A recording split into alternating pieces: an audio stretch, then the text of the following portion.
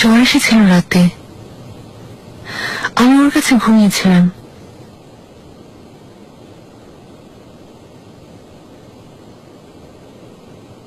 এখন ভালো আছে। ও,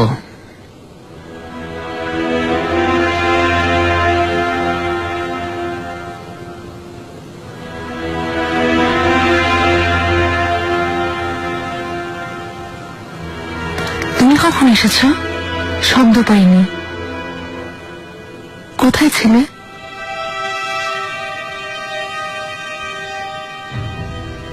ইব্রাহিম, আমার চিন্তা হচ্ছিল তাই।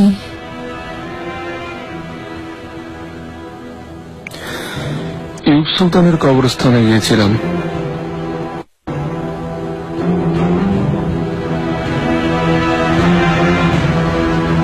ওখানে কেন গিয়েছিলে? বলেছিলে আমার মেয়েকে ওখানে দাফন করা হয়েছে। হ্যাঁ,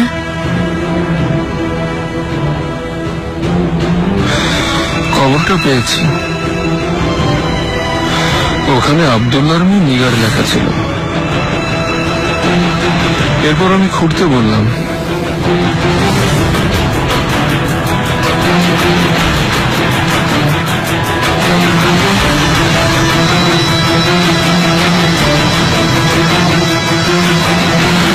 বেঁচে আছে না?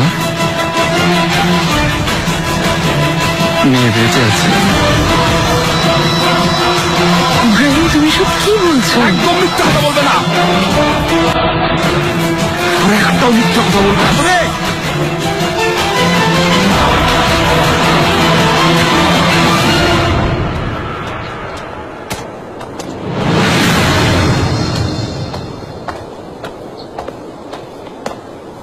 সুলতানা,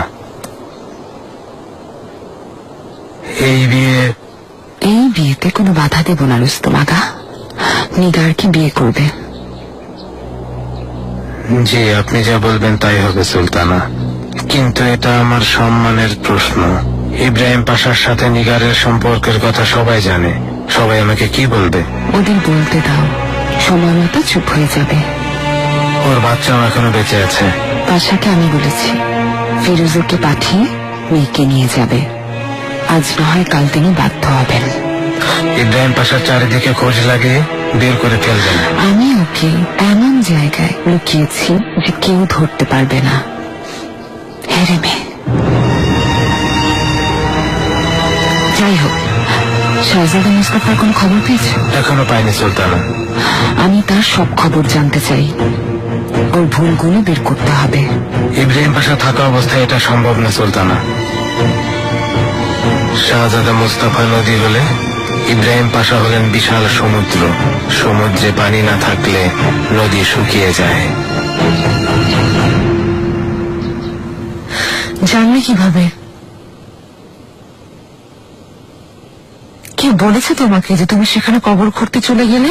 কে বলেছে এটা জেনে কি হবে? কি? কে? এতিজা, তুমি কিভাবে পারলে? এতদিন ধরে কেন লুকিয়ে রেখেছো আমার কাছে? ও আমার সন্তান, ওর শরীরে আমার এই রক্ত বইছে, তুমি বুঝতে পারছো? ওকে আমার মেরে ফেলার কথা ছিল, কিন্তু পারিনি, মারতে পারিনি। তবুও তুমি আমাকে দায়ী করছো কোন সাহসে? যা কিছু হয়েছে তার জন্য আমি দায়ী। অপরাধ আমার। এর শাস্তি একটা নিষ্পাপ বাচ্চাকে কিভাবে দিতে পারলে? বিবেকে একটু বাঁধলো না তোমার? কি করলে ভালো হতো ইব্রাহিম? প্রাসাদে এনে রাখতাম, পরে নিগারও চলে আসতো এখানে, তারপর সবাই মিলে সুখে শান্তিতে দিন কাটাতাম, তাই না?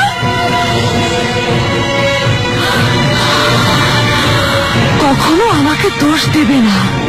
আমি তোমার প্রতি, নিগারের প্রতি, এই বাচ্চার প্রতি সদয় থেকেছি। নির্দয় আচরণ করিনি, রাস্তায় ফেলিনি। আমি ওকে নিরাপদ আশ্রয়ে রেখেছি, সব প্রয়োজন মেটাচ্ছি।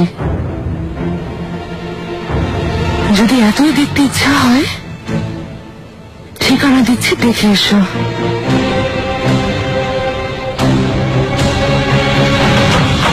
দাওয়াতে অনেক মেহমান আসবেন আফিফা খাতুন। আয়োজন আমার কামরায় করা হবে। এখনই গিয়ে আপনি সব প্রস্তুতি শুরু করুন। কারা আসবেন সুলতানা? উচ্চপদস্থ ব্যক্তিদের স্ত্রীরা সবাইকে হেরেমে ডেকেছি, আর সুম্বুল আগা আপনাকে বাকি সব তথ্য দেবে। ওকে তো পাচ্ছ না সুলতানা, প্রয়োজনের সময় একদম খুঁজে পাওয়া যায় না।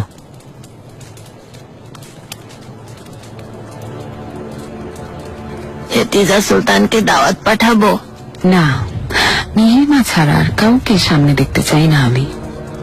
তাহলে আমি যাই, এখনই কাজ শুরু করি সুলতানা। শোনো কিরাজ আগা, কোনো ভুল করা চলবে না, চমৎকার আয়োজন করতে হবে। আপনি একদম নিশ্চিন্ত থাকুন, কোনো অভিযোগ থাকবে না সুলতানা।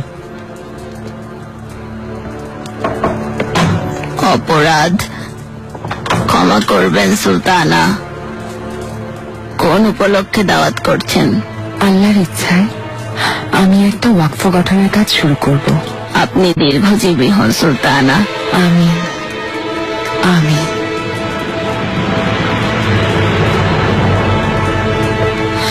তুমি বলে দাওনি তো? এটা অসম্ভব শাহজাদি। আমি কখনো কোনো কথা কাউকে বলেছি? কবরের কথা জিজ্ঞেস করায় বলতে বাধ্য হয়েছি, তা না হলে সন্দেহ বাড়ত। আমি কি জানতাম তিনি কবর খুঁড়বেন? তাহলে হঠাৎ করে সন্দেহ করছে কেন?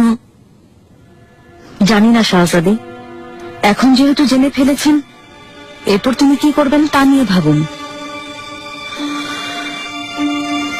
ও বাচ্চা এখানে আসবে না, আমি গ্রহণ করব না। পাশাও এখানে আনবেন না, ওকে অন্য একটা বাড়িতে রাখবেন। আপনাকে বাদ দিয়ে একটা নতুন সংসার হবে। এসব সহ্য করতে পারবেন আপনি? তুমি কি বলতে চাইছো গুলফাম? প্রাসাদে নিয়ে আসবো এই তোমার পরামর্শ? আমি শুধু বলছি আপনি মানসিকভাবে তৈরি থাকুন।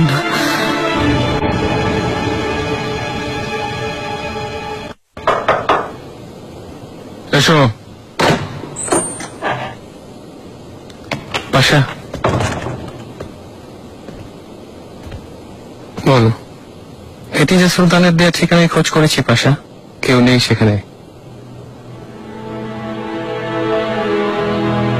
আশেপাশে খুঁজেছো? সবাইকে জিজ্ঞেস করেছি, কিন্তু কেউ কিছু জানে না।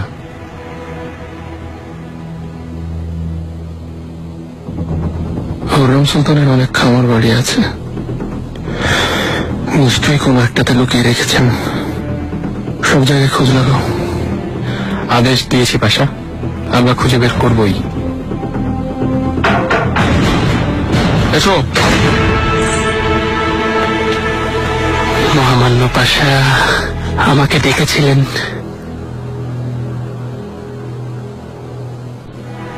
কোথায় রেখেছো?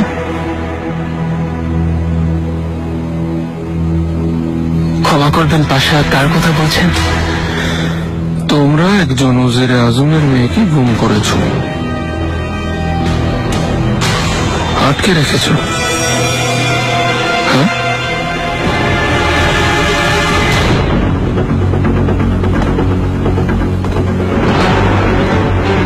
এই মাথাটা যদি তুমি ধর থেকে আলাদা করতে না চাও, তাহলে সত্যি কথা বলো, আমার মেয়ে কোথায়? আপনার মেয়ে? না, আমি তো এই বিষয়ে কিছু জানি না পাশা। তুমি আমাকে বোকা বানাতে চাইছো? অসম্ভব পাশা, আমি সামান্য দাস। বলো বলো, আমার মেয়ে কোথায়? সত্যি বলছি, আমি কিছুই করিনি পাশা।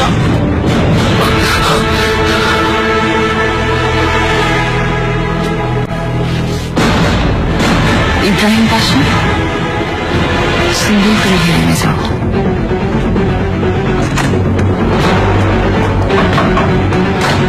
মাথা রাখতে যাও।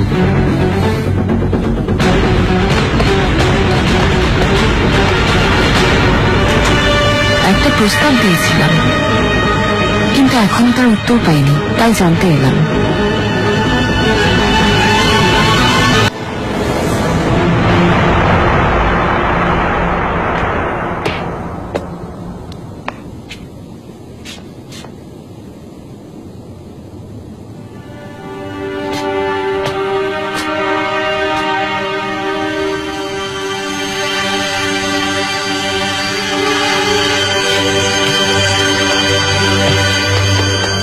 মহান সহজাদা,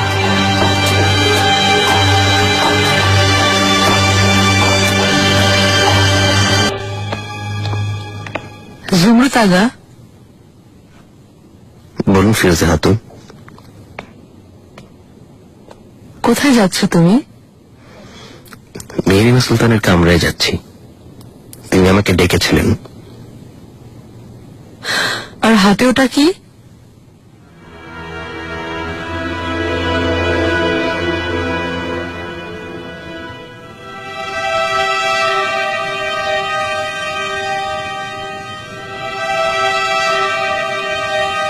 দুঃখিত সেলিম, আরো কদিন অপেক্ষা করতে হবে। আপনি কথা দিয়েছেন, তাহলে কেন বলছেন না আম্মাকে? যদি না পারেন বলে দিন, মেহমেদ ভাইকে অনুরোধ করব। তাহলে আমার কাছে কেন এসেছো? তুমি কথা বলো।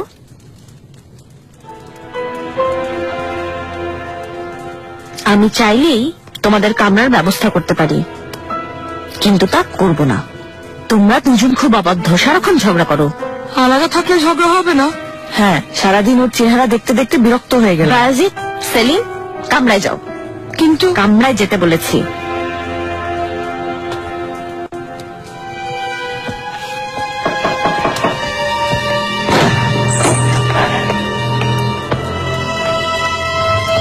শাহজাদা,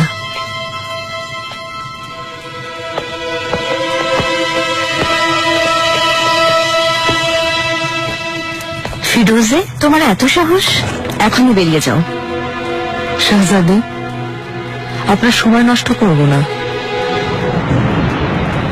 হিজির রেস শীঘ্রই ইস্তাম্বুলে যাবেন। আবার তিউনিস দখল করার প্রস্তুতি শুরু হয়ে গেছে, তারপর ইতালি। এবার আমি থাকতে চাই তাসলিজ আলী। পারস্যের অভিযান বেশ দীর্ঘ আর কষ্টসাধ্য ছিল শাহজাদা। সময় লাগবে তা আমরা আগেই জানতাম, তাই আপনাকে সাম্রাজ্যের প্রতিনিধি করা হয়েছিল। কিন্তু এবার আমরা পশ্চিমে যাব, পাড়ি দিব সমুদ্র পথ। আল্লাহ চাইলে ওদের হারাতে সময় লাগবে না। আপনিও এই বিজয়ের অংশীদার হবেন।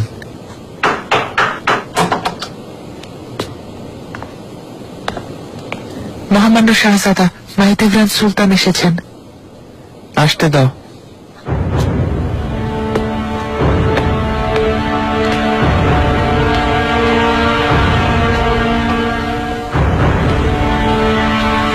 আম্মা,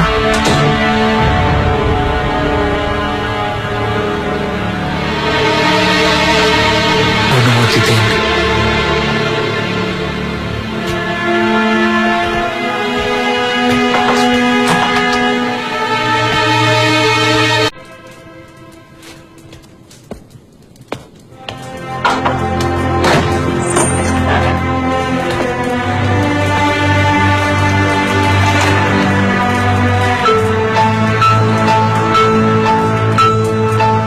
ওই দাসীকে পরিবারের কাছে নিয়ে গিয়েছিলে?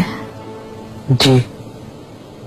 এটা নিয়মের মধ্যে পড়ে না, জানো না? দাসীদের স্থান হলো হেরেমে, বাইরে যাওয়া নিষেধ। তাও আবার আমাকে না জানিয়ে নিয়ে গেছো। যদি তাই হয় এবার থেকে আপনাকে জানিয়ে যাব। আর কখনো এটা হবে না মুস্তাফা। হেরেমের নিয়ম ভঙ্গ হয় এমন কোনো অনুমতি আমি তোমাকে দেব না।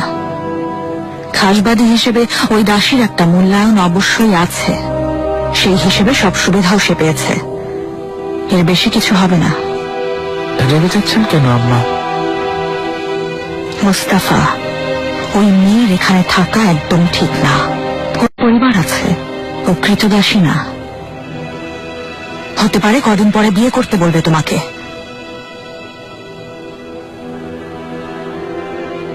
সেটা বলেছে। জানতাম। আমার কথা না শুনলে তোমাকে পস্তাতে হবে বলে দিলাম। এখনই ওকে ফেরত পাঠাও। দাসীর অভাব নেই হেরেমে। আম্মা, খবরদার মুস্তাফা, বিয়ের কথা মাথায় আনবে না। এই পরিবারে এমন প্রচলন নেই, আমিও চাই না।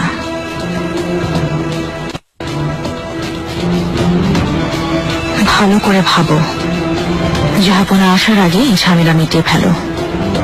বুঝতে পেরেছ?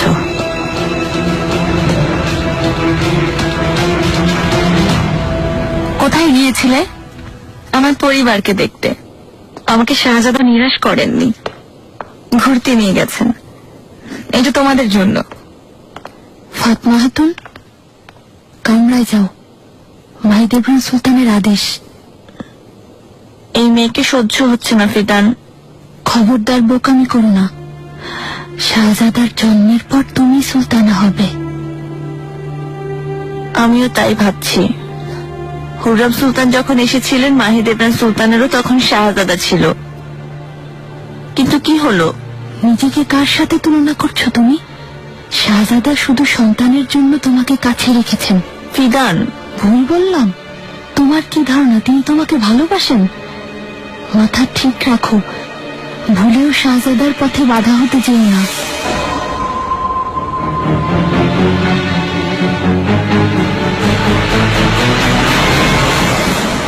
চন্দ্র সূর্যের মতো উজ্জ্বল শাহজাদি, আপনার চিঠি পেয়ে এই গোলামের প্রাণ ফিরেছে। অনেক সাহস জুগিয়ে আপনাকে মনের কথা খুলে বলছি। আমার পৃথিবী অন্ধকার হয়ে আছে। চন্দ্র সূর্যের আলো না পৌঁছালে সেখানে তো অন্ধকার হয়েই থাকবে। পাণ্ডুলিপি ফেরত নেওয়ার ছলে আপনাকে একবার দেখার জন্য আমি জাহান্নামের আগুনে জ্বলতে পারি। আমাদের খবর জানতে চেয়েছিলেন। মহামান্য শাহজাদার শরীর ভালো আছে, আর আমার সময় যেন থেমে আছে শাহজাদি, কারণ হৃদয়টা ইস্তাম্বুলে আপনার সাথে ওই বৃষ্টিতে ভিজছে।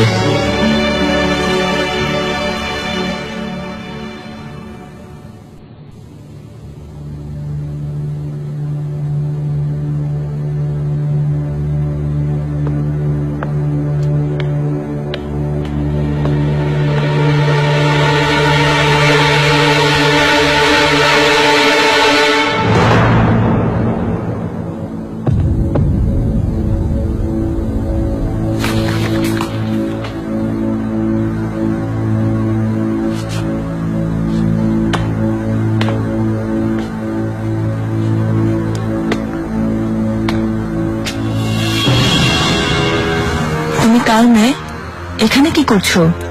আমি। তোমার পিপাসা লেগেছে?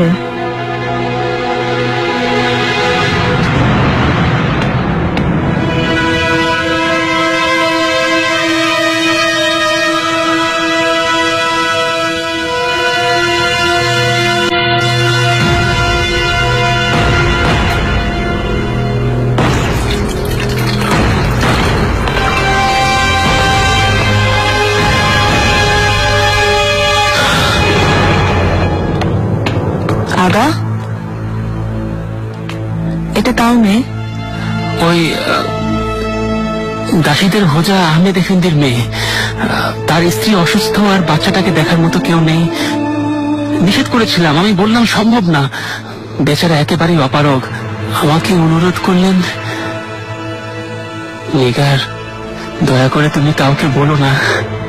আফিফা হাতুন এ কথা জানেন না, শুনলে আমাকে একেবারে শেষ করে ফেলবেন। ঠিক আছে, সেই পর্যন্ত আমিও দেখাশোনা করব। না না, কাল পাঠিয়ে দেব। কোথায় পাঠাবেন? ব্যবস্থা করবো কোথাও। ও ছোট বাচ্চা, এই বয়সে একা একা থাকবে কিভাবে? এক টারফা রেখে রাখছে, মনে হয় এখন সে ঘুমাচ্ছে। তুমি এত রাত পর্যন্ত জেগে আছো? ঘুম আসছে না আগা, জানেন তো কাল আমার বিয়ে। তোমার বিয়ে হবে আর আমার জানাজা পড়বে। আল্লাহ মাফ করুন, কি হয়েছে? কি আর বলবো নিগার, একদিকে পাশা, অন্যদিকে হেদিজা সুলতান। ও, এর চেয়ে সহজ হুররাম সুলতানের বিশ্বস্ত সেবক হওয়া। আমার কি হবে আল্লাহ। যাই হোক, এখন নিয়ে যাই বাচ্চাটাকে। কোলে এসো। নাম কি? কাদের।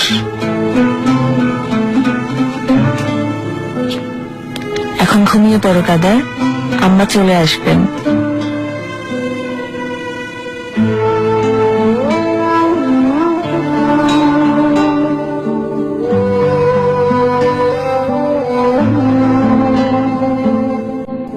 তুমি ঘুমোতে যাও।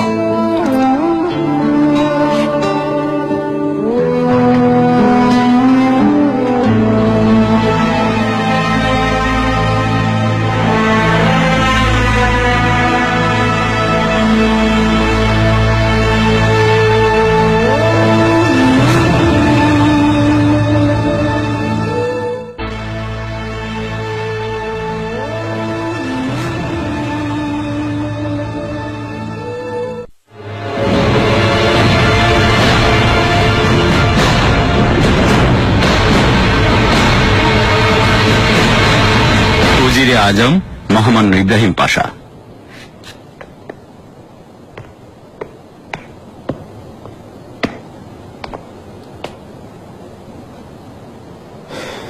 বিসমিল্লাহির রহমানির রহিম।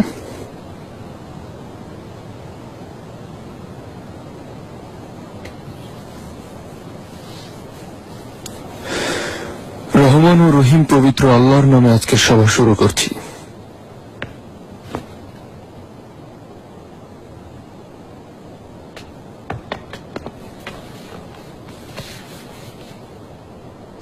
জাহাপনা, দেগলেতি আলীর বেশিরভাগ আইন এ সময়ের অনুপযোগী মনে করেন, আর সেজন্যই অনেক সমস্যার সম্মুখীন হতে হচ্ছে। তাই এই ব্যাপারে তিনি নিজে ইস্তাম্বুলের কাজী এবি সৌদ এফেন্দির কাছে লিখিত পরামর্শ চেয়েছেন। কাজী এফেন্দিকে রাজস্ব আইন পুনর্গঠন করে এর বিস্তারিত ব্যাখ্যা তুলে ধরতে বলেছেন। এছাড়াও বিচার বিষয়ক আইনে পরিবর্তন আনতে বলেছেন। কাজী এফেন্দির পরামর্শ এতই গুরুত্বপূর্ণ? মুহিউদ্দিন এফেন্দি, আরবিতে একটা প্রবাদ আছে, ইসবির ফিনি দিরলা ইয়াসবির, মানে তুমি ধৈর্য ধরো, সময় ধৈর্য ধরে না। মহামান্য উজিরে আজম, আপনি বলতে চাইছেন এখানে অটোম্যান আইনের দুই রক্ষক রুমেলি আর আনাতোলিয়ার কাজাস্কেরদের রেখে কাজী এফেন্দি করবেন এর সমাধান? জাহাপনার দৃষ্টিতে এটাই সঠিক। কার এত সাহসে সিদ্ধান্তে প্রশ্ন তুলবে?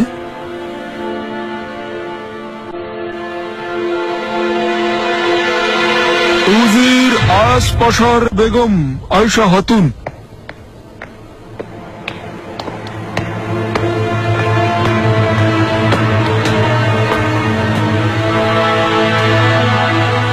আয়েশা খাতুন, সুস্বাগতম। কেমন আছেন? আমি খুব ভালো আছি। আপনাকে দেখার অনেক দিনের ইচ্ছা আজ পূরণ হলো। ধন্যবাদ। মেহরিমা সুলতান, দোয়া করি আল্লাহ আপনাকে সৌভাগ্য দান করুন। আমিন।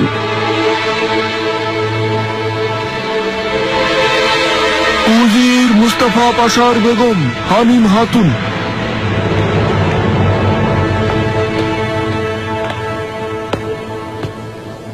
সুলতানা, আপনার দাওয়াত পেয়ে আমি ধন্য হয়েছি। ধন্যবাদ, সুস্বাগতম। উজির কাশিম পাশার বেগম দিলানুর খাতুন।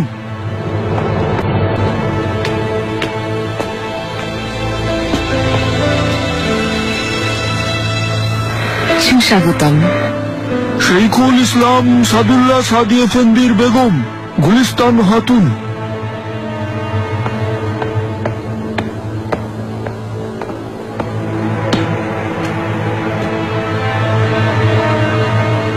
সুস্বাগতম।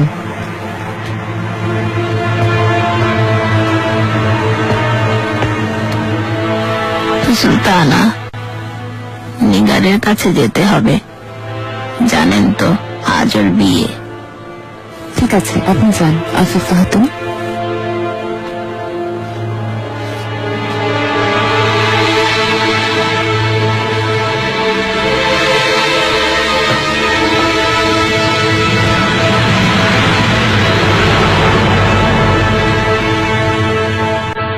আপনি শুরু করুন কাজী এফেন্দি। যোগ্য প্রার্থী নিয়োগের বিষয়টা জরুরি। এই আইন পুনর্গঠন করতে হবে। এটা তো সরাসরি কাজাস্কেরদের দায়িত্ব, কাজী বলার কে? কাজী এফেন্দি কাজাস্কের হতে চাইছেন মনে হচ্ছে।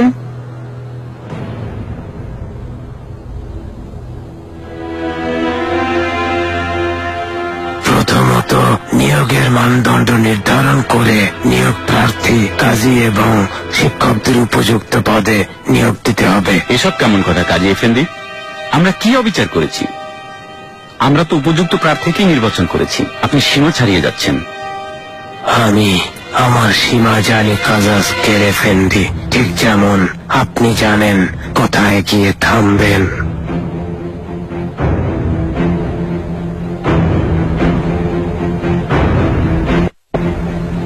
পাশা, আপনাদের কি অভিমত? মহামান্য পাশা, এই সাম্রাজ্যের ভিত্তি প্রাচীন আইনের উপর। সুলতান যদি সব পরিবর্তন করেন অরাজকতা হবে, যা ঠেকানো অসম্ভব। পাশা ঠিক বলেছেন। দেওলতে আলিয়ের আইন সুলতান মেহমেদ খানের প্রবর্তিত। মুস্তাফা পাশা, আপনি কি বলেন? সাম্রাজ্যের পরিধি বেড়েছে পাশা। এখন অনেক জাতি আমাদের অধীনস্থ। সবার জন্য সুশাসন ও ন্যায় বিচার প্রতিষ্ঠা করতে হলে পুনর্গঠন করা জরুরি। প্রাচীন আইন অনুসরণ না করলে সাম্রাজ্যের শাসন ভেঙে পড়বে। ঠিক বলেছেন আয়াস পাশা। তবে জান্নাতবাসী সুলতান মেহমেদ খান পূর্বপুরুষদের তৈরি করা আইনের পুনর্গঠনের জন্য পুরনো আইন পরিবর্তন করেছিলেন। আপনি ভুলে গেছেন? মনে রাখা উচিত, দেবলেতি আলিয়ে আজ সমস্ত পৃথিবী শাসন করছে। এটা শুধু সুলতান মেহমেদ খানের রাজ্য জয়ের ফল না, সাম্রাজ্য পরিচালনা এই আইন ব্যবস্থার পুনর্গঠনের কারণে সম্ভব হয়েছে।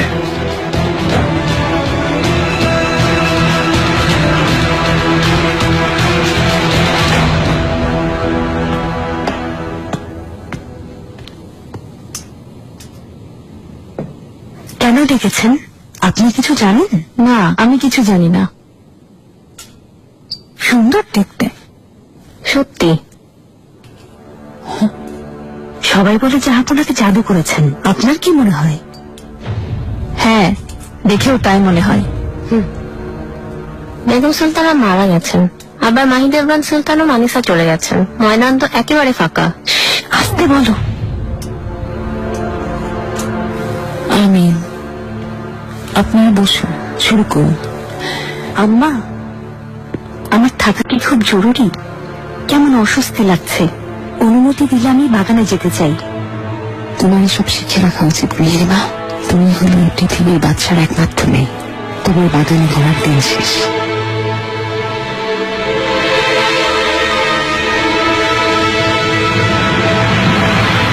শুভ অপরাহ্ন। আপনারা সবাই আমার দাওয়াত গ্রহণ করেছেন, তাই সবাইকে অনেক অনেক ধন্যবাদ।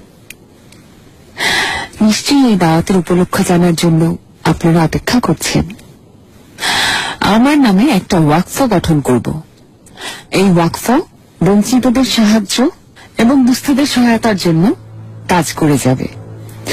এই কাজে আপনাদের সমর্থন ও সাহায্য আমার জন্য খুব জরুরি। কোনো আর্থিক সাহায্যের প্রয়োজন নেই, কারণ সমস্ত খরচ আমি ব্যক্তিগত তহবিল থেকে বহন করব। আপনাদের কাছে অনুরোধ, আপনারা হাসেকি হুররাম সুলতান ওয়াকফে পরিচালনায় মুতওয়াল্লি হিসেবে পাশে থাকবেন। যদি সবাই একমত হন, আপনাদের কাছে আমি অনেক কৃতজ্ঞ থাকব। সুলতানা, এমন মহৎ উদ্যোগে পাশে থাকা আমাদের পরম সৌভাগ্য। ধন্যবাদ আয়েশা হাতুন। যদি আপনারা কেউ অংশ নিতে না চান তাহলে বলুন, প্রয়োজনে আমি আরো একবার অনুরোধ করব। চমৎকার, ধন্যবাদ। ধন্যবাদ।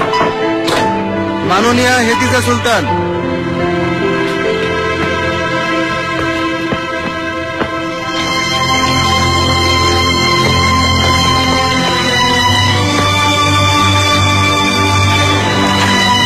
শাহজাদি সুস্বাগতম। জাহাপনা, আদেশ অনুযায়ী এবু সুদ এফেন্দির পরামর্শগুলো সবাই উত্থাপিত হয়েছে। আমি শুনেছি পাশা। তাহলে তো আপনি আলোচনা শুনেছেন। আমি আসলে চাই এবু সুদ এফেন্দির নেতৃত্বে পুনর্গঠিত আইন লিপিবদ্ধ করতে। জালালজাদাকে সঙ্গে নিয়ে একটা তদারকি সংঘ গঠন করে দ্রুত এই কাজ শুরু করে দাও। যেমন আপনার ইচ্ছা। কাল ফ্যাসর দূতের সাথে দেখা করে পরবর্তী দায়িত্ব সম্পর্কে অবহিত করব। আচ্ছা পারগেলি, সবাই তোমাকে কেমন অস্থির মনে হয়েছে? যেন তোমার মন ওখানে ছিল না। কোনো সমস্যা হয়েছে?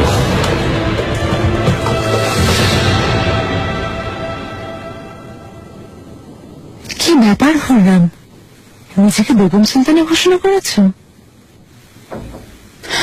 কোনো ভালো কাজ করতে হলে নিজেকে বেগম সুলতানা ঘোষণা করতে হয়, তা আমার জানা ছিল না। তুমি আজ পর্যন্ত কারো ভালো করেছো নাকি হুররাম? এই ওয়াকফ নিজের সুবিধার জন্য ব্যবহার করবে জানি, আপনিও দেখছি আপনার স্বামীর মতোই। এখানে এসেছেন কি মনে করে? ও আচ্ছা, নিগার হাতুনের বিয়ের দাওয়াতে।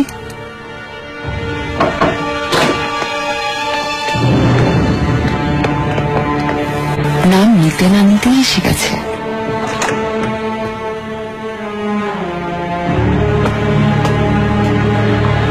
সুলতানা, আমি বিদায় নিতে এসেছি। যাচ্ছ তাহলে? তোমার জন্য শুভকামনা রইল নিগার।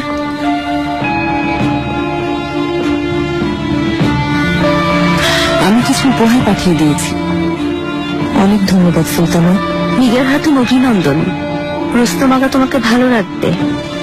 ধন্যবাদ শাহজাদি। নিগার হাতুন।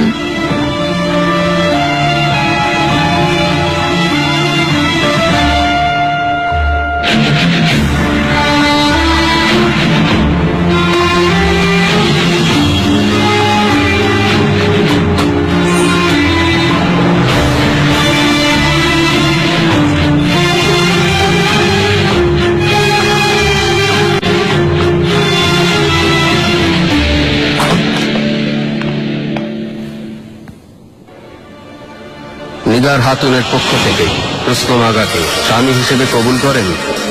রুস্তম আগার পক্ষ থেকে নিগার হাতুনকে স্ত্রী হিসেবে কবুল করেন। কবুল করি। আল্লাহ কবুল করুন।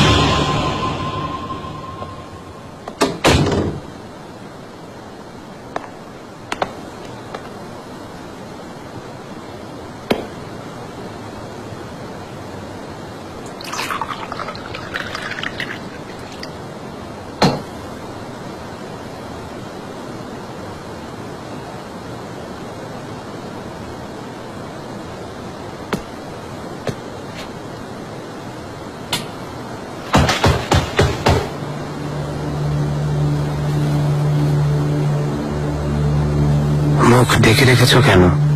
এটা সরো।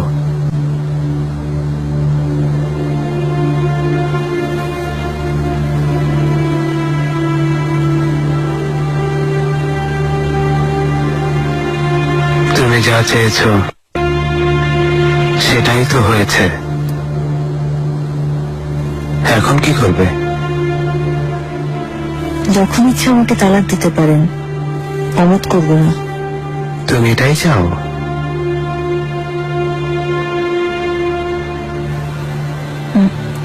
না, কিন্তু মনে হয় আপনি এটা চান, কারণ বাধ্য হয়ে বিয়ে করেছেন। অবশ্য এত কিছু না হলেও আমি আপনাকে বিয়ে করতাম। আপনাকে আমার ভালো লেগেছে। তোমার আমাকে ভালো লেগেছে? কেমন করেছি আমি? আশ্চর্য।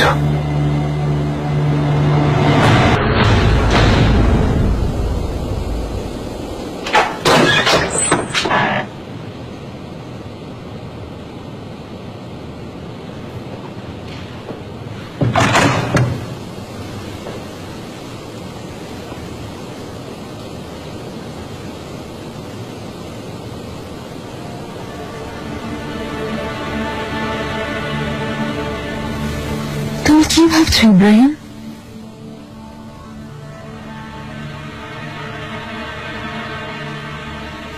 মেয়েকে দেখে এসেছ? ও এখন কোথায় কোথায় রেখেছ? জানি না। মানে তুমি ওকে দেখতে যাওনি? ওখানে নেই, ওকে নিয়ে গেছে।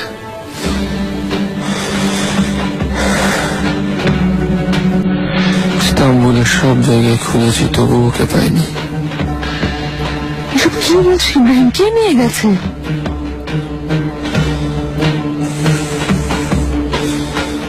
খুররাম। এর কি সম্পর্ক ওর সাথে? তিনি বলেছিলেন মেয়ে বেঁচে আছে, আর এর বিনিময়ে ফিরোজা খাতুনকে সরিয়ে দিতে বলেছেন।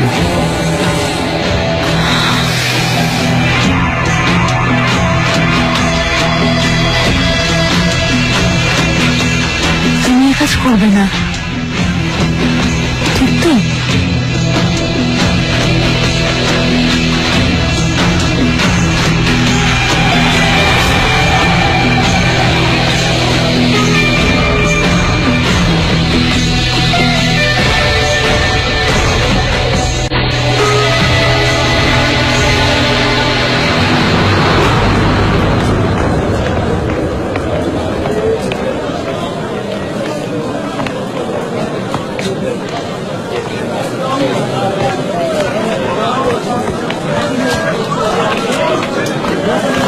এই যে আব্বাস আগা,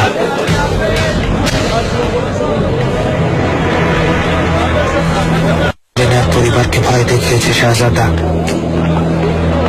ওর ব্যবস্থা পরে করছি, যেমন আদেশ।